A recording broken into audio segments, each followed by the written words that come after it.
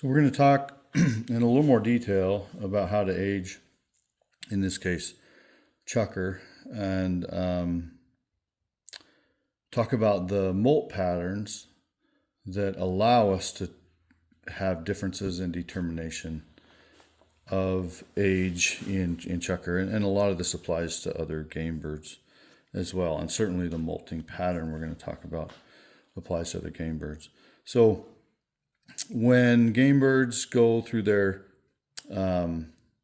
molt it would be in August and September each year, they first replace their body feathers, and then the last thing they do is replace their flight feathers.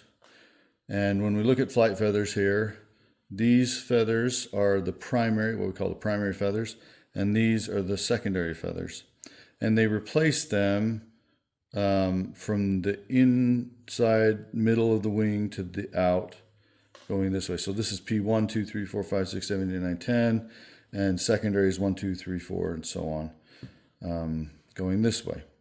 So in the juvenile year, or the year that that bird was hatched, the bird replaces these primary feathers out to P8. So this is P9, 9, 10, and P8.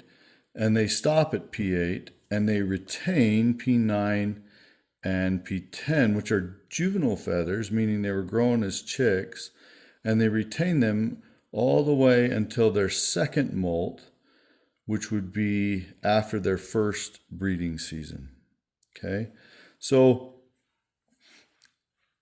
we know that this is a juvenile chukar, and we know that because when we look at the difference in length between P9, which is a juvenile feather, and P8, which is a replaced molted feather, P8 is longer than P9 by more than 2 millimeters. So we know that this is a juvenile that was hatched just this previous breeding season. Okay. Now, if we were to look at this bird, if it was harvested, let's say in, somewhere in September, what I would first look for is chukars in there as juveniles on these secondaries here, on these last few secondaries.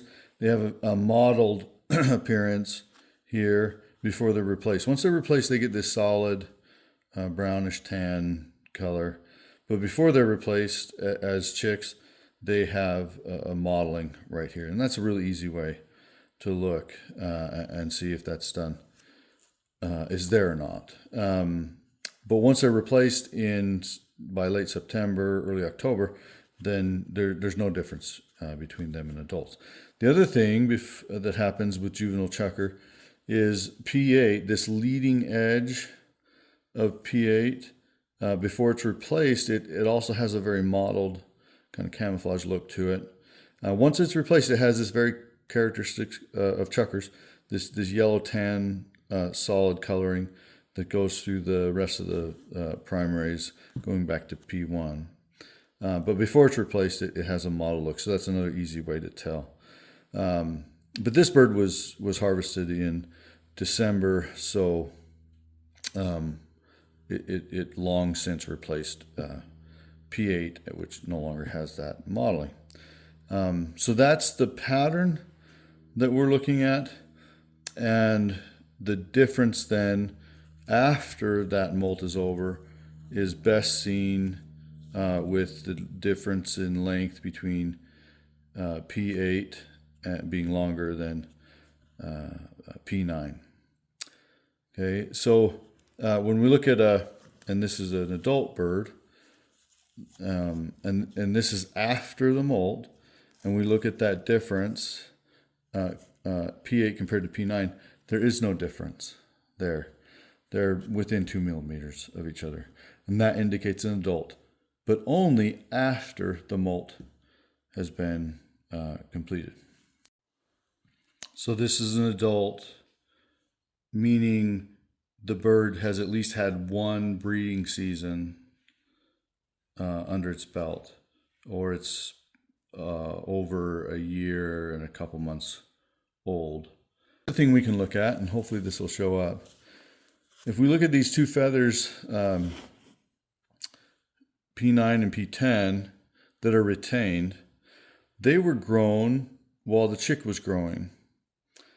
And these other primary feathers were replaced in September. So these two feathers are just slightly older than these feathers. And if we look closely, and I don't know if it'll pick up on that, but these two feathers are just slightly more faded, and these are darker, especially if we look at that area underneath the feather shaft, or what we call the rachis, down in here and here compared to here. They're just slightly more faded. And that also is indication that these have been retained and that the bird is a juvenile. When we look at the adult, there is no difference in fading or color because all these feathers are new. They've all been replaced in September within a couple to a few weeks of each other. So they're all relatively the same age, and we don't see those differences. But that's the pattern then, the molt pattern, and what leads to the characteristics of showing the differences between a juvenile and an adult chukar, and how that might look even before they've completed the molt in late September. But for most of at least the Utah season, we're simply going to be looking at the length difference in P9 and P8, with P8 being longer, and then when it's relatively the same, then that's an adult and that's a juvenile. So that's the longer, more detailed version of how we tell the difference between juvenile and adult chukar.